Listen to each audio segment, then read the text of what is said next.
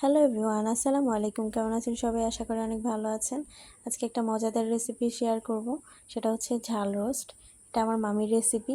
তো চলুন, কড়াইয়ের মধ্যে ফার্স্টে পরিমাণ মতন তেল দিয়ে নিয়েছে, আর এখানে মাংসগুলোর মধ্যে হালকা পরিমাণে মরিচের গুঁড়া, হালকা পরিমাণে হলুদের গুঁড়া দিয়ে লবণ দিয়ে ভালো করে মাখিয়ে নিচ্ছে। মাখিয়ে হালকা করে ভেজে নেবে।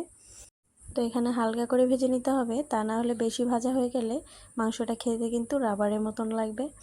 তো এখানে হালকা করে ভেজে নিচ্ছে উল্টোপাল্টে করে।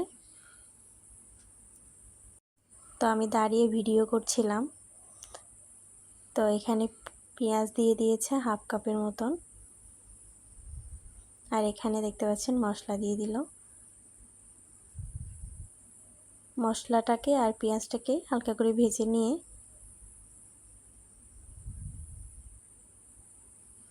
তো এখানে ভালো করে ভাজা হয়ে গেলে এটার মধ্যে 1 টেবিল চামচ পরিমাণ রোস্টের মশলা দিচ্ছে। আপনারা চাইলে হাতে বানানো রোস্টের মশলা দিতে পারেন। এখানে উনি রাঁধুনির যে রোস্টের মশলাটা আছে এটা দিয়েছে 1 টেবিল চামচ।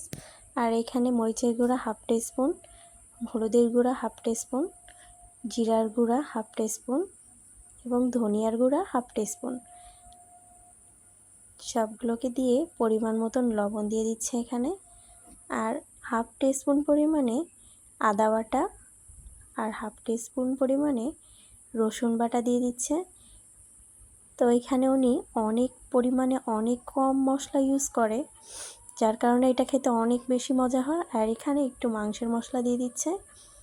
তো এখানে মুরগির মশলাটাও দিতে পারেন। উনি হচ্ছে গরুর মাংসের মশলা দিয়েছে হাফ টিস্পুন পরিমাণে। আর এখানে 1 কাপ পরিমাণে পেঁয়াজ বাটা দিয়ে দিচ্ছে, যাতে ঝোলটা বেশি গ্রেভি হয়।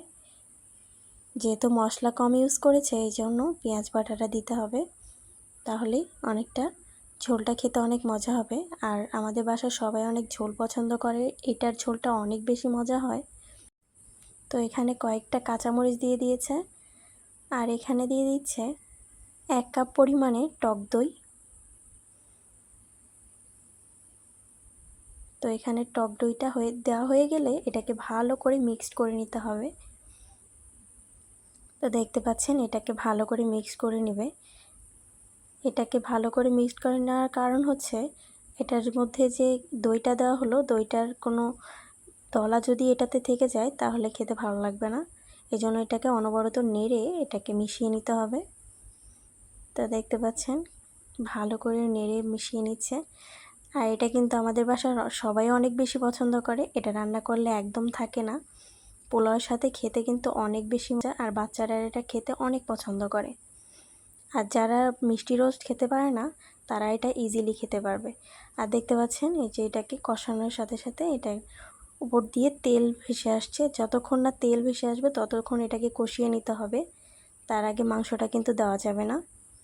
তো এটা কষানো হয়ে গেছে। কষানো হয়ে গেলে আপনারা বুঝতে পারবেন যে এটার উপর দিয়ে যখন তেল ভেসে আসবে তখন বুঝতে পারবেন যে এটা কষানো হয়ে গেছে মশলাটা। তখন মুরগিটাকে ঢেলে আর কিছুক্ষণ নেড়ে চেড়ে এটাকে ঢাকা দিয়ে দিতে হবে। তো দেখতে পাচ্ছেন কতটা সুন্দর কালার এসেছে।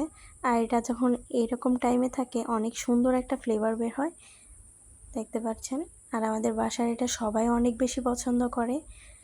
আমি নিজেও অনেক পছন্দ করি। আমি পোলাও খেতে ভালো লাগে না, কিন্তু এটার সাথে পোলাও খেতে আমার অনেক বেশি পছন্দ।